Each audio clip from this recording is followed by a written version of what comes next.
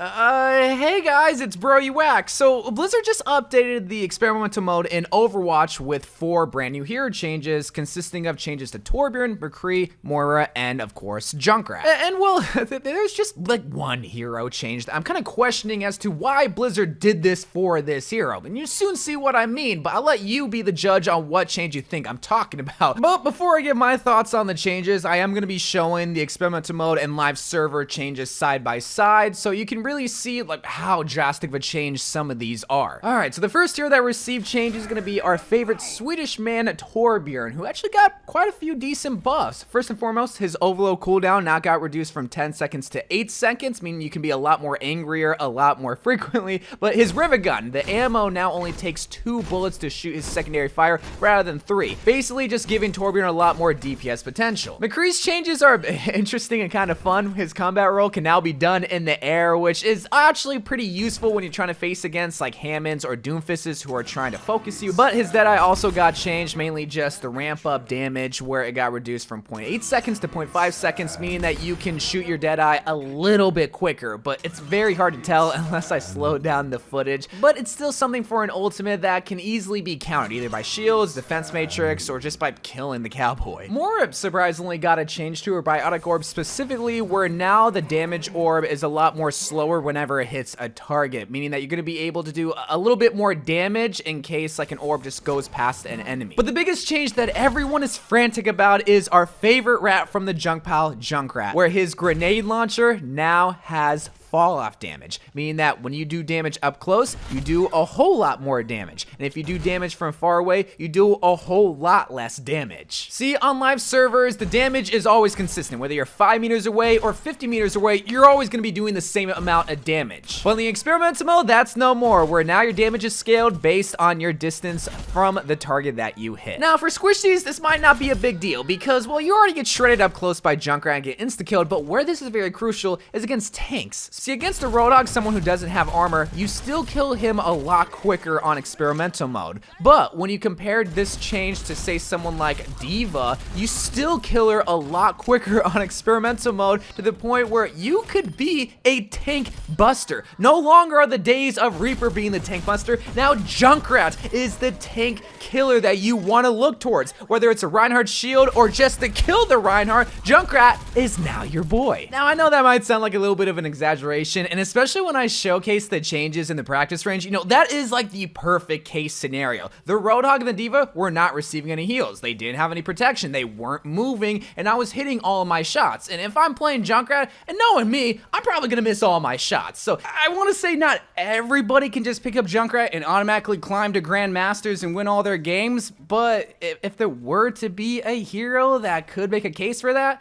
maybe it could be Junkrat. And now you might be wondering, okay, well, why did they make this change to Junkrat? Why did they scale his damage to where if you're shooting from far away, you do less damage, but up close, you can instantly kill anybody, whether it's a squishy or possibly even a tank? Again, I'm exaggerating a little bit. And it's because, well, when you're playing Junkrat from far away, you're not really being that skillful with the hero. You're just hoping that the grenade makes contact with the squishy 2 times so that you can easily get a kill. And that's typically what happens. Soldier 76 runs into the doorway because they're trying to push with the team, but Junkrat's spamming in that doorway, and boom, he gets shredded because, well, he was just unlucky. So with this change, this gives him a quote-unquote nerf so that he can't easily shred the squishies, even though like you kind of still can, but not as easily as beforehand. And in all reality, that sounds good. Junkrat mains might not like that because, well, that's how I get my kills. Yeah, sucks to suck, don't it? But the issue is that they want to balance out this nerf by giving him a buff, by allowing him to do more damage up close. And against squishies, like on paper, this is a little bit more lethal. I mean, beforehand, you are already able to one-shot a squishy hero, but now you don't really need that combo with the grenade and C4. Now you can just kind of shoot your grenade launcher and get a kill that way. But where it's a lot more lethal is against a lower HP hero, like a Tracer or a Baby Diva or somebody that already took damage. Now it's just a one-shot kill when you're playing Junkrat up close. But against tanks, like I showcased in the video, now you're a tank buster, and there's really no way for the tanks to defend against this spammy hero up close other than just killing him. And I think that was the mindset when it came game to giving Junkrat this change is that, yeah, he can be up close, but if you're a Roadhog, just hook him and kill him like you already do. Or if you're a D.Va, just eat his grenades forehead. Like, well, what are you thinking? And yeah, when you think of it like that, it makes sense. But in execution, a good Junkrat player is gonna recognize that and still get kills because he's already able to do that with squishy heroes. So why would you give him the ability to shred tanks? I don't know. That's just my thought process when trying to justify this change. But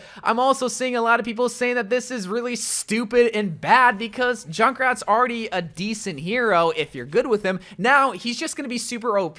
And while I did kind of want to focus on Junkrat because I feel like he got the biggest changes, McCree also got buffed. And a lot of people think that McCree is like the best hero right now. And in my personal opinion, like, he's good, yeah, but is he the best? I don't think ever since he had the hit scan fall off nerf a while ago that he is like the go-to #1 best hero. Like, you are going to win all of your games if you pick this cowboy hero, but it's not like he's terrible. Now he's a lot better. And against heroes that he heavily counters, like I mentioned before, like a Doomfist or a Hammond, now he's even more effective against those heroes. So it's just kind of like weird how they're buffing heroes that I don't think that needed to be changed or looked at, and they're ignoring heroes that do need changes, like a Bastion or a Mei or a Sombra change definitely would have been justified because those are some of the worst heroes statistically. I know lots of people will say, no, they're the best heroes. No, statistically, they are the least picked and the least winning heroes. And I understand that those heroes, well, surprise, surprise, are getting looked at in Overwatch 2 and are getting massive reworks. But like, so then, like, I don't understand why they're wasting their time changing these heroes if they're just gonna rework a lot of the heroes come Overwatch 2. Like, they already have reworked Junkrat. Why are they giving him this buff? Like, I don't get it, man. Like, if they really want to rework heroes, how about this? Why don't they just release the changes that they made for Overwatch 2 onto the experimental one for us to actually play? Like, I think we would be way more interested to try the new Winston Chidori ability or see how Mei is with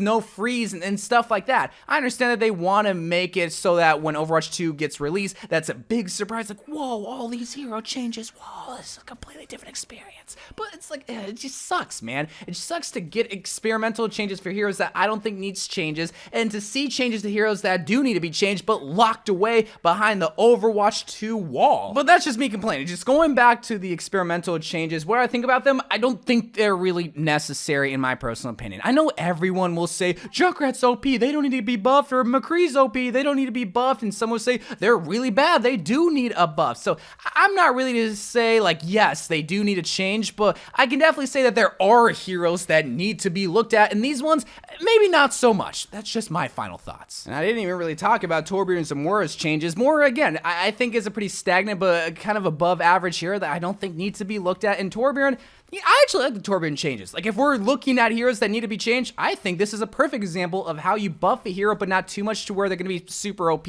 They're a lot more welcoming because now the cooldown is a little bit more accessible and you have a lot more bullets to do damage. So Torbjorn, I think, is in a great spot, a better spot. That's a good change. The other 3 changes, I don't think were really necessary. But maybe I'm wrong. Like, that's why I want you to comment down below what you think about these changes, especially Junkrat mains and McCree mains. What do you think about these changes, and if you think this is way too good of a change for a hero? But let me know in the comment section below. But I love you guys. Thank you guys for watching. More Overwatch videos to come, and bye.